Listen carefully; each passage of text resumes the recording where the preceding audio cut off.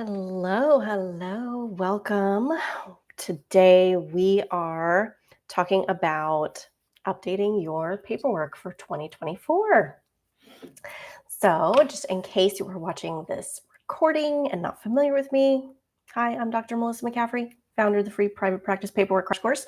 And we are in the middle of what's called the Paperwork Review Challenge, which is a 5-day challenge with 15-minute tasks that you can do to update your paperwork. So this is one way I would recommend.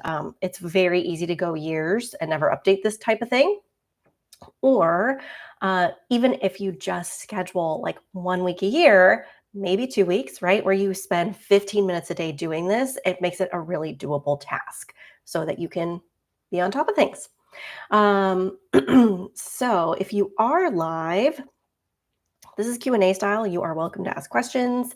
Please do type your questions in the chat. You do have to be subscribed to ask a question or type in the chat.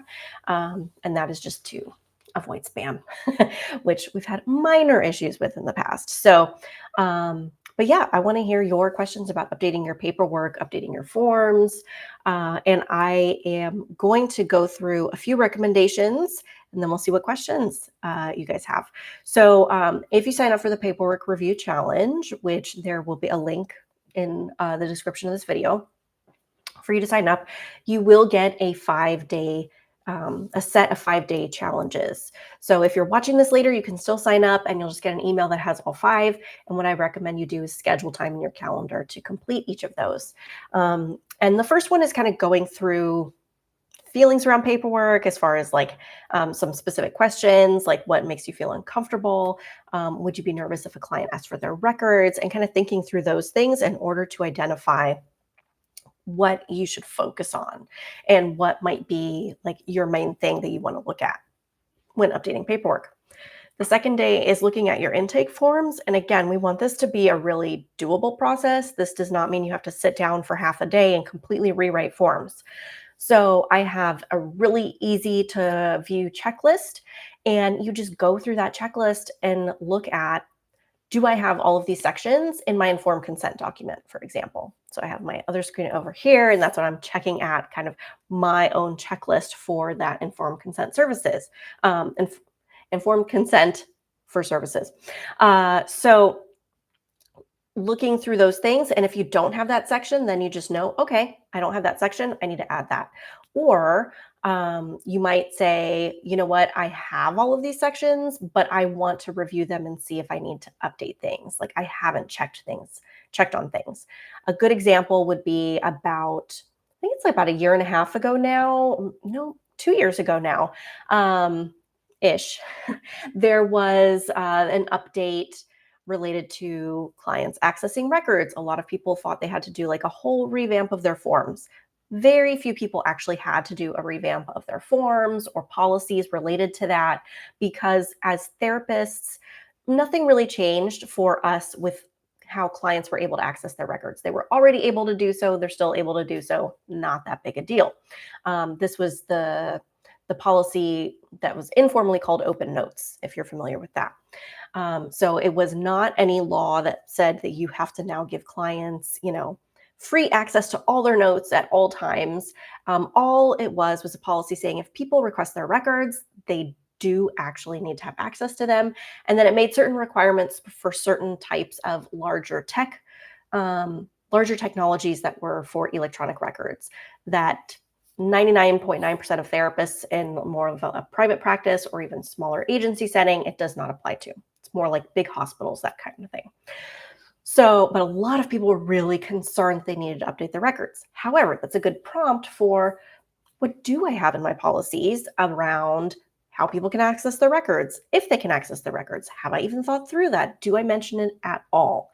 Right? So that's something you could literally have 1 or 2 sentences in your informed consent document about the fact that you do take records and that clients have the rights to access them, and they can ask you about that. So literally those 2 things can be in your informed consent. And And that is one of the things that I have in the checklist. It says rights and limitations for clients to view records, right? So you could potentially make that a lot more detailed, like look at your state law. Pretty much every state has a law around how much you can charge for like physical copies of a record. You don't need to go through that level of detail and have that in your informed consent. But that's the type of thing, where you could go through that level of detail. But if you have nothing, I would say that's where you use this checklist to just say, oh, I don't have anything in my informed consent document that addresses if people can access records, the fact that I take records, and how they might do that. So let me add 2 sentences to my form. So there's a lot of examples of things like that. Another example of something that maybe you haven't looked at recently, but that is worth looking at, is your cancellation policy.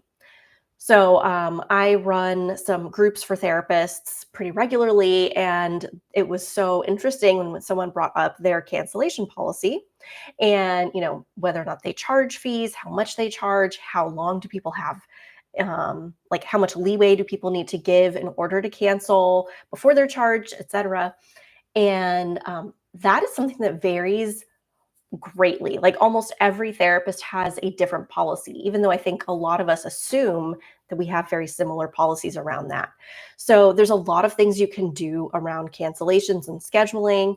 And what I encourage you to look at is, if you look through that checklist and you're like, no, I have everything in here, I would encourage you to think, am I actually following this process or this policy? So for example, with your cancellation policy, that's one where I see a lot of people have something in writing that was just because that's what they adopted, whether they bought a paperwork packet from me or another therapist, or they inherited one from a supervisor or whomever. They just kind of adopted that policy and then have people sign those forms, but that's not how they actually practice. For example, if you don't charge people when they late cancel, don't say in your policy you're going to charge them when they late cancel, right? You could do things like give quite a few therapists give clients like one freebie a year. So, you have one session that you're able to cancel without being charged, at the last minute. So a lot of people, I think, practice that way, but have a different policy in writing. So that's something you can also consider. It's not necessarily detailed in this checklist, but I would recommend, am I actually following these policies? Related would be things like your hours of communication, your email or your text policy. You do want to outline all of those areas of communicating with clients, essentially, in your informed consent document or your consent for services, whatever you call it. You want to say how people can contact you and how you plan to contact them, because it really does set the tone. This is one of those things where a lot of times clients are going to glaze over it and not really read through that, and that's fine. We kind of expect that. And it becomes an issue when someone reaches out to you or expects communication from you in a way that is not in your policy and in a way you're not planning to do. And then that's typically when you have to revisit your policies with people, right? Like, for example, you said you didn't want to text, but then you texted me to say that you are unable to make your appointment or to say that you're running late. And that's where it would be a good time to revisit with clients. Hey, I'm totally fine with texting. I just want to make sure texting is only okay for X, Y, and Z. Most therapists at this point in time are comfortable with using texting for appointment-related things with clients. That I would say that's the typical standard of care. And then once it gets into clinical content, that's when most therapists would kind of trigger to have that conversation again and say, hey, I don't want to have these conversations over text. Texting is for appointments and rescheduling, but that type of thing we need to save for session, or you can give me a phone call, or again, whatever your policy is. So I would encourage you to not only look and see, do I have these things in my forms, but are these the policies I'm still using? And that is natural for that to shift over time. So it's not like you've done something wrong if you look through it and say, that's actually not what I do. I would say that's pretty normal, and something that maybe as you get more experience, you might feel more comfortable having some flexibility with clients, or as your life situation changes, you might actually have less flexibility and need to update it that way. So any other questions? that's kind of some things to look for with your informed consent document. And then I'll look at some other potential forms that you want to have, and we'll be done if we don't have any questions. Some other potential forms that you'd want to have, like related to intake, would be a notice of privacy practices. If you're in the US, that's for HIPAA. Clients do not have to sign that. They just have to sign that they have received your policy, your HIPAA policy. So that can get a little tricky. I know there's some confusion there, but people don't actually sign your HIPAA policy or your HIPAA form. They just sign the fact that they have received it and or received access to it. And you can actually download a free version of that from the US government website. It is super easy. They actually have a really nice looking form and it's well organized. So don't, reinvent the wheel. I have literally in my paperwork packet, and I say this, like, I just use that form because it's there. It is very obviously going to fit all of the legal requirements you need it to fit.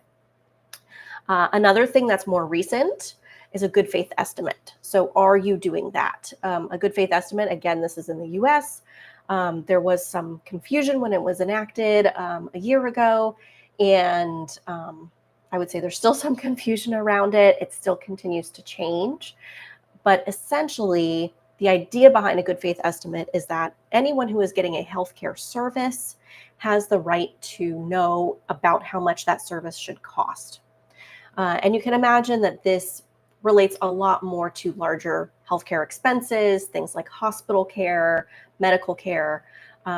It relates far less to things like mental health. I think even people like physical therapists have struggled with enacting this, people where it's more of an ongoing regular service that relates to a more chronic issue. It is a little bit more difficult to actually estimate how much someone is going to pay you. That doesn't mean that we can avoid it. It's still something you're expected to give people. So do know that, no, it's not a good fit. It doesn't work well for mental health therapists. It doesn't work well for a lot of other fields, and it's still a requirement. So that's something you'd want to have. And it is something that you actually need to give clients an estimate. And the idea behind it, again, good faith estimate. So for example, if you know that most of your clients, you tend to see them from 6 to 12 months or so, let them know that. That would be part of your good faith estimate. If you know that most of your clients you tend to see for 2 years, so for example, like I've never done couples therapy, but I know when I've worked with couples therapists, they say a lot of them use that 2-year time frame for maybe like a couple fully recovering after an affair. That is very planning for that. Right? As a client is very different than planning for maybe 3 to 6 months worth of therapy. So in that way, it is important to let people know kind of what they can expect. And you can update that, and you can say that this is, your best estimate. It doesn't have to be exact. It is called a good faith estimate. But the idea is that you want to give people an idea of how much they might have to expect to pay for therapy. So, and again, that's within there's no rule around how often you see people, how much you charge, how long you see people. The idea is just that you need to give people a heads up as far as how you work.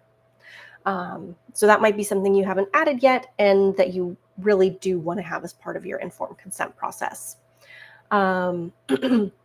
Another thing is potentially consent to release information. That's just a form that's good to have on hand. Most people are pretty familiar with that and have been on top of that.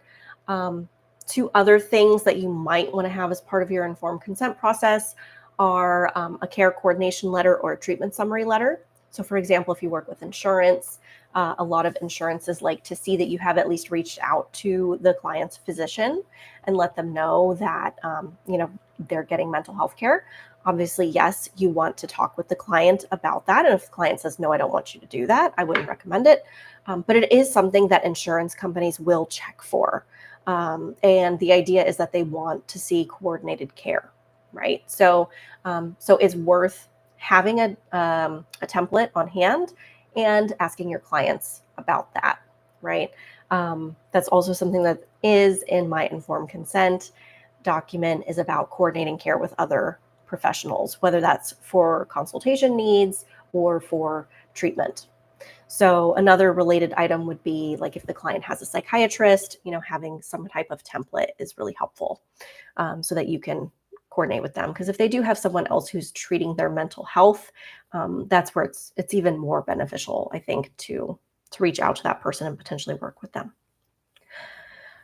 All right, everyone. Well, the only other thing I have on that list for today that is part of the challenge is going through your intake assessment. So your biopsychosocial assessment, we all call it like 5 different names. So whatever is the giant historical document that you use to capture clients' information.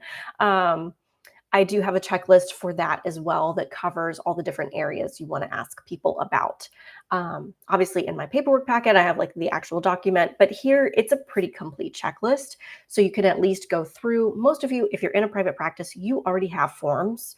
So you can just use this checklist to make sure you have all those things covered, number one, and number two, that they are up to date, right, with what you actually need and how you actually practice. So those would be my 2 recommendations as you update your forms. Look at, do I have all of these items and are they up to date? Make this a process that's easy for yourself to follow. Don't feel like you have to do it for a whole weekend or it has to be a whole day project. 15 minutes a day, and you should be able to do this. Schedule it when you schedule it now. So for example, if you schedule 15 minutes for tomorrow, make it an annual thing so that every January or maybe even every December, you are updating your forms and looking to make sure that you're up to date with whatever laws might have changed, but also with how your practice works and your own personal needs and the needs of your clients. All right. Well, we're going to go ahead and end this then, since we have no questions, but feel free to put comments in the chat, not in the chat, below in the comment section if you're watching the recording and you have questions, and I will stay on top of that and answer there. Thanks for being here, everyone. Happy writing.